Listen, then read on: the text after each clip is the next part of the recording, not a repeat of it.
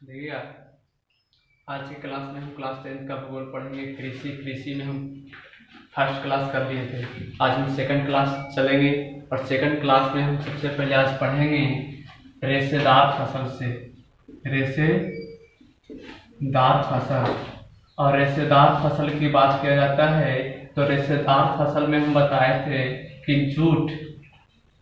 Jute और कपास जो होता है वो आपका रेशेदार फसल होता है। जूट और कपास जो है वो आपका रेशेदार फसल है। तो सबसे पहले हम कपास के बारे में देख लेते हैं कि कपास जो है प्रथम प्रमुख रेशेदार फसल है।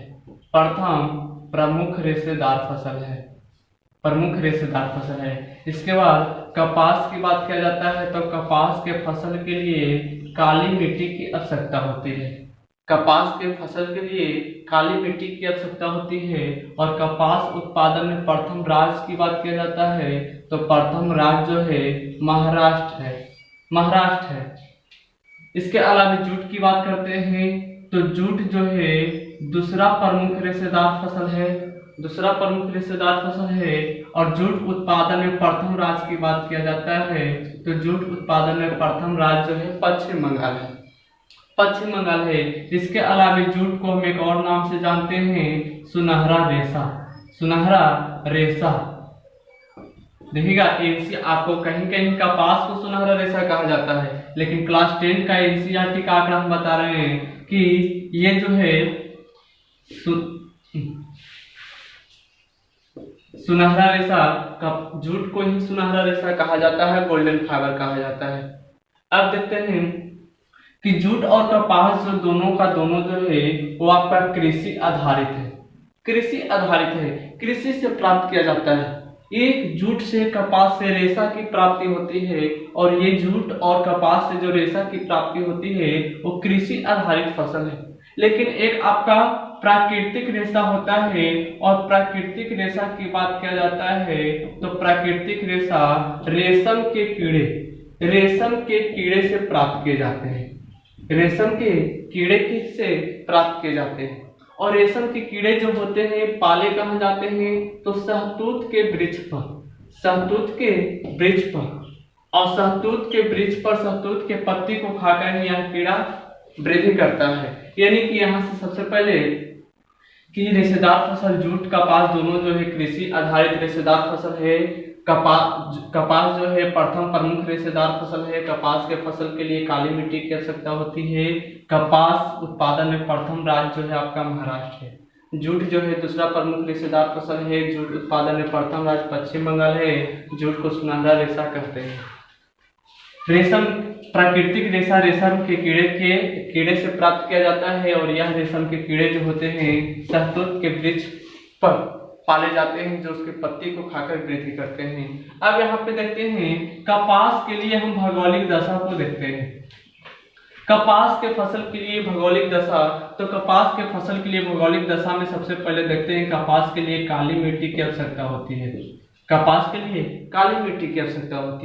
कपास के लिए वर्षा की बात किया जाता है तो 75 सेंटीमीटर से 100 सेंटीमीटर वर्षा की आवश्यकता होती है। इसके अलावा कपास के फसल के लिए 210 दिन पाला रहित होना चाहिए। यानी कहने का मतलब मौसम साफ होना चाहिए। इसके अलावा कपास के फसल के लिए कहता है कुशल श्रमिक की व्यवस्था होनी चाहिए। तो यहाँ पे आपका देगा कपास के फसल के लिए आवश्यक 4 भौगोलिक दशाएं को लिखे। तो कपास के फसल के लिए आवश्यक 4 भौगोलिक दशा निम्नलिखित है। कपास के लिए काली मिट्टी की आवश्यकता होती है। कपास के लिए लगभग 75 सेंटीमीटर से 100 सेंटीमीटर वर्षा की आवश्यकता होती है। कपास के फसल के लिए 210 दिन पाला रहित अर्थात मौसम साफ होना चाहिए। कपास के फसल के लिए कुशल श्रमिक की व्यवस्था होती है। अब देखते हैं कि कपास से जो होता है रेशा तैयार किया जाता है, और उसी रेशा से सूती वस्त्र तैयार किया जाता है। और आजादी के समय से ही भारत में देखा जाता है कि सूती वस्त्र की मांग जो है काफी अधिक है। और भारत में भी कपास का उत्पादन होता है, लेकिन भारत में कपास का उत्पादन होने के कारण यहाँ जो कपास उत्पादन किया जाता है वो छोटे रेशा वाला कपास का उत्पादन होता है, छोटे रेशा वाला कपास का उत्पादन होता है। और भारत में सूती वस्त्र की मांग जो है काफी अधिक है, काफी अधिक है, जिससे होता है क्या, भारत में छोटे रेशे वाला कपास होता है, जिससे भारत में सूती वस्त्र की मांग को पूर्ति नहीं किया जा सकता है। इसलिए भारत करता है क्या, तो छोटे रेशे वाले कपास को दूसरे देशों से बेच देता है, दूसरे देशों से बेच देता है, और दूसरे देशों से उच्च उन्नत किस्म के बड़े रेशे वाले कपास, बड़े रेशे वाले कपास जो होता है भारत में मंगाता है। और जो बड़ा रेशा वाला कपास आता है, इसी से भारत में सूती वस्त्र के मांग को पूर्ति किया जाता है। तो यहाँ पे देख रहे हैं कि भारत छोटे रेशे वाले कपास का निर्यात कर रहा है और बड़े रेशे वाले कपास का आयात कर रहा है। और इस तरह से क्वेश्चन काफी इंपॉर्टेंट आता है कि भारत जो है कपास का प्रमुख आयातक और निर्यातक देश है कैसे, भारत जो है कपास का प्रमुख आयातक और निर्यातक देश है कैसे। तो आंसर सुनिएगा, भारत में छोटे रेशे वाले कपास का उत्पादन होता है, जिससे भारत में सूती वस्त्र की मांग को पूर्ति नहीं किया जा सकता है। भारत अपने यहाँ सूती वस्त्र की मांग को पूर्ति करने के लिए छोटे रेशे वाले कपास को दूसरे देशों में निर्यात कर देता है और दूसरे देशों से लंबे रेशे वाले कपास का आयात करता है, जिससे भारत में सूती वस्त्र की मांग को पूर्ति किया जा सकता है। इस प्रकार कहा जाता है कि भारत जो है कपास का प्रमुख आयातक और निर्यातक देश है। अब उसके बाद हम देखते हैं कि रेशेदार फसल हो गया। रेशेदार फसल के बाद हम देख लेते हैं टॉपिक एक आपका गन्ना। गन्ना भी आपको इम्पोर्टेंट है। गन्ना में देखते हैं क्या हम कि गन्ना जो है भारत का ये मूल फसल है, ये मूल फसल है। इसकी शुरुआत जो हुई है भारत से ही हुई है और गन्ना को अंग्रेजी ने चीनी का केन कहा था, चीनी का केन, यानी शुगर केन जो है वही चीनी का केन कहा था। और चीनी का केन कहने वाले जो है वो आपको अंग्रेज लोग हैं। और यहाँ पे गन्ना की फसल की बात करता है तो गन्ना का उत्पादन वैसे स्थान पर किया जाता है जहाँ वातावरण में यानी वायुमंडल में नमी हो, वायुमंडल में नमी हो, वायुमंडल में नमी हो। और गन्ना उत्पादन में प्रथम राज्य की बात किया जाता है तो गन्ना उत्पादन में प्रथम राज्य जो है आपका उत्तर प्रदेश है। और जहाँ पे वायुमंडल में नमी होगा वहाँ पे गन्ना के उत्पादन के लिए उपयुक्त होगा। और यहाँ पे भारत में हम देखते हैं कि इस तरह से भारत का जो सेक्शन है यहाँ पे आपका ऊपर में ये उत्तरी भारत हो गया, इसके नीचे आपको दक्षिणी भारत हो गया। आपको मैप पूरा बताया गया है कौन सा राज्य कहाँ पे है। अब देखते हैं कि उत्तर प्रदेश में जो होता है गन्ना का उत्पादन काफी अधिक होता है, लेकिन अभी क्या हो रहा है, धीरे धीरे गन्ना का उत्पादन उत्तरी भारत में ना होकर के दक्षिणी भारत में बढ़ते जा रहा है, दक्षिणी भारत में बढ़ते जा रहा है। और दक्षिणी भारत में क्यों बढ़ रहा है, तो दक्षिणी भारत जो है देखिएगा समुद्र के किनारे स्थित, ये पूरा दक्षिणी का सेक्शन जो है समुद्र के किनारे स्थित है। और समुद्र के किनारे स्थित होने के कारण वहाँ के वायुमंडल में नमी पाया जाता है, वायुमंडल में नमी पाया जाता है जो गन्ना के फसल के लिए अधिक उपयुक्त है। इसके अलावे भारत में देखते हैं कि उत्तरी भारत में जो चीनी मिल था, गन्ना से चीनी तैयार किया जाता है, गुड़ तैयार किया जाता है। और यहाँ पे जो चीनी मिल था धीरे धीरे बंद होते चला गया है और इसकी संख्या, चीनी मिल की संख्या जो है दक्षिणी भारत में बढ़ते गया है। यही कारण से भी उत्तर भारत की तुलना में दक्षिण भारत में गन्ना का उत्पादन अधिक हो रहा है। इसके साथ ही सरकार जो है उत्तरी भारत में गन्ना के किसानों पर ज्यादा ध्यान नहीं देता है, लेकिन दक्षिण भारत में गन्ना के किसानों के लिए सरकारी नीति जो है काफी अधिक अनुकूल है। तो यहाँ पे गन्ना उत्पादन में प्रथम राज्य उत्तर प्रदेश, गन्ना भारत का मूल फसल है, गन्ना को अंग्रेजों ने चीनी का केन कहे थे। अब यहाँ पे क्वेश्चन देता है कि उत्तर भारत की तुलना में दक्षिण भारत में गन्ना का उत्पादन बढ़ते जा रहा है क्यों? तो उत्तर भारत की तुलना में दक्षिण भारत में गन्ना का उत्पादन बढ़ते जा रहा है, जिसका निम्नलिखित कारण है। पहला, दक्षिण भारत समुद्र तट के किनारे होने के कारण वहां के वायुमंडल में नमी पाया जाता है जो गन्ना के फसल के लिए अधिक उपयुक्त है। दूसरा, उत्तर भारत की तुलना में दक्षिण भारत में चीनी मिलों की संख्या काफी अधिक है।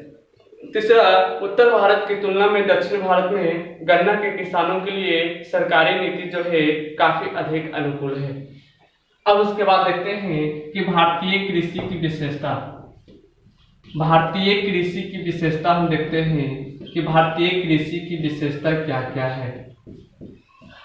विशेषता क्या क्या है, तो भारतीय कृषि की विशेषता में सबसे पहली विशेषता कहते हैं कि यहाँ आधी से ज्यादा आबादी, यानी कि 2/3 आबादी जो है, 2/3 आबादी कहें यानी कि आधी से ज्यादा आबादी जो है कृषि कार्य पर निर्भर होते हैं, कृषि कार्य पर निर्भर होते हैं। इसके साथ ही भारतीय कृषि की विशेषता कहा जाता है कि यहाँ कुल कृषि योग फसल का 75% जो फसल का उत्पादन होता है वो खाद्यान्न फसल का उत्पादन किया जाता है। ज्यादातर गेहूं, चावल ये सभी का उत्पादन किया जाता है। तो भारतीय कृषि में 75% खाद्यान्न फसल की खेती की जाती है। इसके अलावा भारतीय कृषि के द्वारा हम बताए हैं कि भारत का जो सकल घरेलू उत्पाद होता है उसका आय जो है 24% आय है, यानी सकल घरेलू उत्पाद में भारतीय कृषि का योगदान 24% है। इसके अलावा भारतीय कृषि का उत्पादकता जो है वो काफी निम्न है, उत्पादकता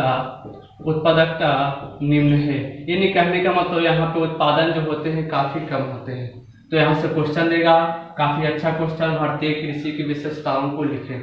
भारतीय कृषि की विशेषताओं को लिखें तो भारतीय कृषि की विशेषताएं निम्नलिखित है। भारतीय कृषि में आधे से ज्यादा आबादी कृषि कार्य पर निर्भर है। भारतीय कृषि के द्वारा 75% खाद्यान्न फसल की खेती की जाती है। भारतीय कृषि के द्वारा सकल घरेलू आय में 24% का योगदान है। भारतीय कृषि का उत्पादकता निम्न है। अब ये उत्पादकता निम्न है, क्यों कारण है कि भारतीय कृषि का उत्पादकता निम्न है? भारतीय कृषि का उत्पादकता निम्न है तो यहाँ पे सबसे पहले देखते हैं कि भारतीय कृषि की उत्पादकता निम्न होने का मुख्य कारण यहाँ पे चकबंदी का अभाव है। चकबंदी का अभाव है, चकबंदी का अभाव। चकबंदी का अभाव कहने का मतलब क्या है? खेत का आकार जो है, खेत का आकार आपका छोटा है, खेत का आकार छोटा है। किसी किसान का 2 कट्ठा यहाँ पे भूमि है, 2 कट्ठा यहाँ पे भूमि है, 3 कट्ठा यहाँ पे भूमि है, यानी भूमि तो उसके पास है लेकिन सारा भूमि अलग अलग स्थानों पर है, जिससे उसको कृषि कार्य करने में कठिनाई होता है। लेकिन यही चकबंदी होता तो किसी व्यक्ति की यदि 15 कट्ठा जमीन है तो 15 कट्ठा जमीन उस व्यक्ति को एक ही स्थान पर दे दिया जाएगा, ये चकबंदी होगा। अब यहाँ पे किसान को कृषि कार्य करने में काफी आसानी होगा। तो ये जो है चकबंदी का अभाव है, यानी खेत का आकार जो है छोटा है। इसके अलावा भारतीय कृषि में देखते हैं कि परंपरागत कृषि कार्य किए जाते हैं। परंपरागत कृषि कार्य किए जाते हैं। परंपरागत करने का मतलब जैसे पूर्वज लोग करते आ रहे हैं वैसे ही अभी भी कृषि कार्य हो रहे हैं, जिसके कारण भी उत्पादकता जो है काफी निम्न है। भारतीय कृषि जो है वो प्राकृतिक आधारित है, यानी कहने का मतलब मौसम आधारित है।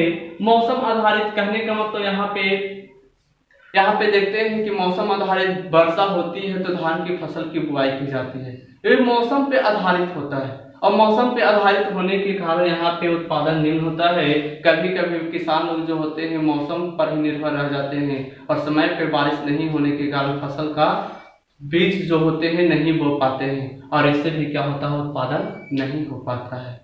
भारतीय कृषि में बाढ़ एवं सुखाड़ जैसी समस्या है। बाढ़ एवं सुखाड़ जैसी समस्या है। कभी कभी फसल को बो देते हैं, फसल तैयार होने वाला ही रहता है कि बाढ़ आ जाता है और जिससे क्या हो जाते हैं? फसल नष्ट हो जाते हैं। कभी कभी पानी नहीं पड़ने के कारण सुखाड़ आ जाता है जिससे फसल नष्ट हो जाते हैं। इसके अलावा जनसंख्या का दबाव यहाँ पे जो है भारत में काफी अधिक है। उत्पादन काफी कम होता है और खाने वाले लोग जो है जनसंख्या जो है काफी अधिक है और इससे भी उत्पादकता निम्न होता है। तो भारतीय कृषि के निम्न उत्पादकता के कारण को लिखें। भारतीय कृषि के निम्न उत्पादकता के कारण को लिखें तो भारतीय कृषि के निम्न उत्पादकता के कारण निम्नलिखित है: चकबंदी का अभाव, चकबंदी का अभाव या खेत का आकार छोटा होना। दूसरा, परंपरागत तकनीकी से कृषि कार्य करना। यहाँ पे ये भी कह सकते हैं कि कृषि संबंधी तकनीक यंत्र का अभाव है। इसके अलावा भारतीय कृषि मौसम आधारित कृषि है। भारतीय कृषि में बाढ़ सुखाड़ जैसी समस्या है। अब उसके बाद देखते हैं कि एक टॉपिक इसमें पढ़ना है, काफी इम्पोर्टेंट है, सस्य गहनता। समझिएगा बात को, सस्य गहनता। सस्य गहनता, अब मान लीजिए किसी के पास 2 कट्ठा जमीन है। ये जो है भूमि जो है 2 कट्ठा जमीन है, और ये 2 कट्ठा भूमि पर जो है व्यक्ति जो है धान के फसल, एक व्यक्ति जो है धान के फसल का उत्पादन कर लिया। तो धान का फसल का उत्पादन किया तो 2 कट्ठा में उत्पादन किया।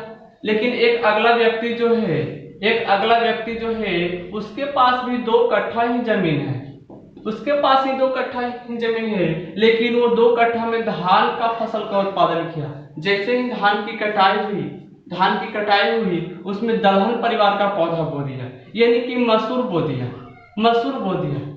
दलहन परिवार का पौधा। तो पहले तो 2 कट्ठा में धान का उत्पादन कर लिया, फिर वही 2 कट्ठा में धान काट के मसूर लगा दिया, फिर जैसे ही मसूर कटा ओकरा में सब्जी लगा दिया। तो यहाँ पे हम देखें क्या इस व्यक्ति के पास 2 कट्ठा जमीन था तो 1 वर्ष से धान उपजा करके छोड़ दिया। इसके पास भी 2 कट्ठा जमीन था, लेकिन धान मसूर सब्जी तीनों चीज उपजा लिया। तो यहाँ पे देखिए जो कृषि किया, 2 कट्ठा धान, 2 कट्ठा मसूर, 2 कट्ठा सब्जी, कुल कृषि कितना भूमि पर किया? 6 कट्ठा पर। तो यहाँ पे कहता है कि सस्य गहनता जो होते हैं कुल बोया गया क्षेत्र बटा शुद्ध बोए जाने वाला